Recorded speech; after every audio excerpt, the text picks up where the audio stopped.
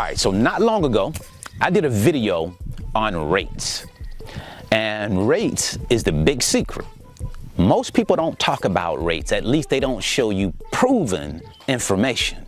They don't show you tenders, rate confirmations where they can prove that they went out and they paid X amount for a load and sold it at X amount, right?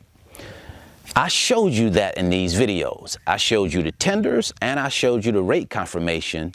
And I'm gonna plug that video in the description. You'll be able to check it out. But I showed you the tenders and rate confirmations on what we were going to shippers and what we were going to carriers for in specific lanes, right?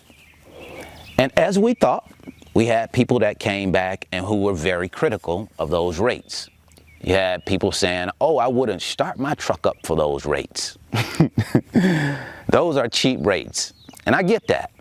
I purposely picked those rates. Those are on the lower level of rates that we usually move. The reason why I picked the lower rates is because I wanted you to see how it really is, right? People think that freight brokers go up and they hit home runs every time they go up to bat negotiating with shippers. At least that's how they kind of frame things in their minds when they talk about rates. And that's not the case. Sometimes you'll hit a single, a double, a triple, and sometimes every now and again you'll hit a home run, but that's not often.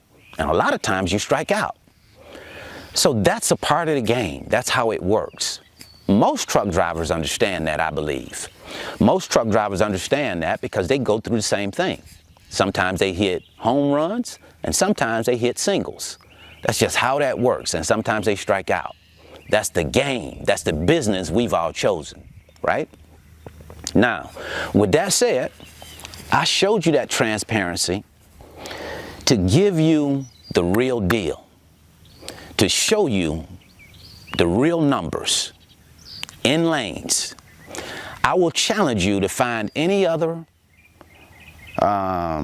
broker on YouTube that has shown and proven those numbers by showing you documented information, showing you the tenders, showing you the rate confirmations. I challenge you to find someone else that did that.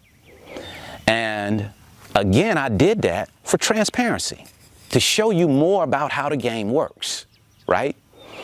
Because this game is not a game of always hitting a $5 per mile load. I don't go in and get $4 and $5 per mile loads every single time. Not hardly. That's not how it works. Sometimes I'll have $2. Sometimes I'll be below that. And I can still make it work, right? Because you have truck drivers, and truck drivers understand that out of 10 loads, they are not going to hit home runs on all 10 loads. They are going to have a decent profit margin within those 10 loads, right?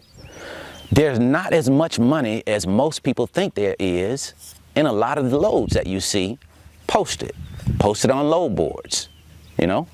Some people think that loads are posted at 3,000 and the broker's making $1,000 off of those loads every time. And that's just not the case, right? Think about it this way. When I go to shippers, shippers have options. I am not the only freight broker that's going and saying, hey, I can get the load moved. I have truckers and I have other freight brokers that I'm competing against. So the numbers have to work for that shipper. The shipper looks at it and he says, okay, I have a guy right here that can move it for $1,000 and I have another guy that can move it for $1,400.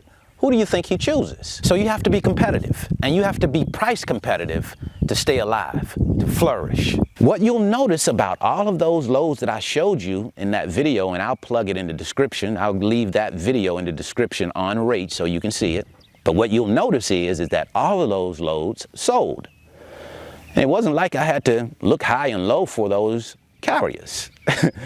I can get those loads moved pretty easily, right? So what I'm saying is there are takers out there. I know you're saying, oh, you wouldn't do it, but we didn't contact you.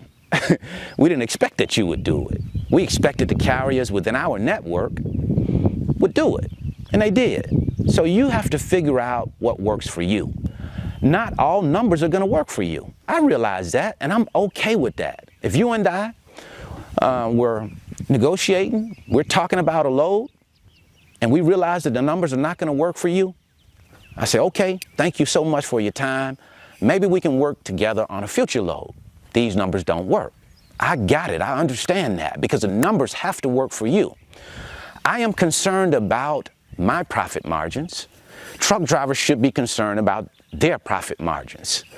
I think people start to think that there's like this custodial relationship almost, and I have to be so concerned about the profit margins that my carriers are making. And I just don't see that as my responsibility. That's not my job. I have one business that I have to make sure is profitable. Yes, I have a relationship with carriers, and I am going to try and do the best that I can to make sure that I have enough profit in the load, right? But I'm more so focused on my own profit. I'm just being honest with you.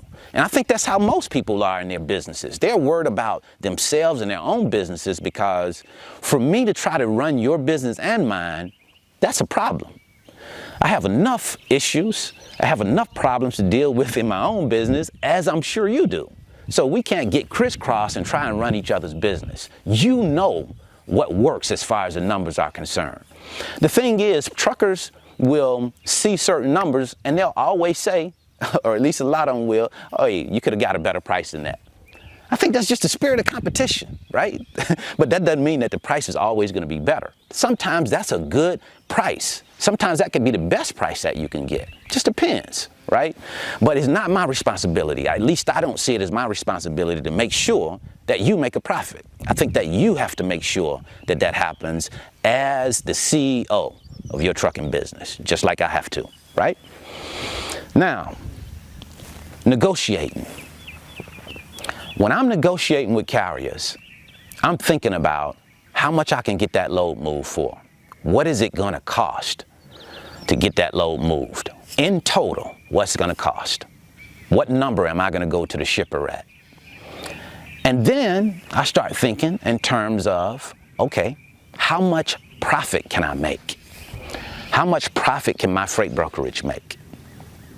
And then thirdly, I'm thinking, how can I make sure that I don't compromise the relationship with carriers with this load, right? So I'm covering the basis to make sure that I have enough dollars in that load. But now I'm not trying to figure out how much the carrier is going to make in profit. I'm trying to figure out how much I am going to make in profit. I kind of go by the airplane. You know, when you're on the airplane, you hear that little speech that comes up from the flight attendant. And they basically tell you that if that mask drops, right, that oxygen mask drops, don't you worry about trying to put the oxygen mask on someone else. I don't care even if it's your child. You put it on yourself first. And then if you can provide assistance, do so at that time.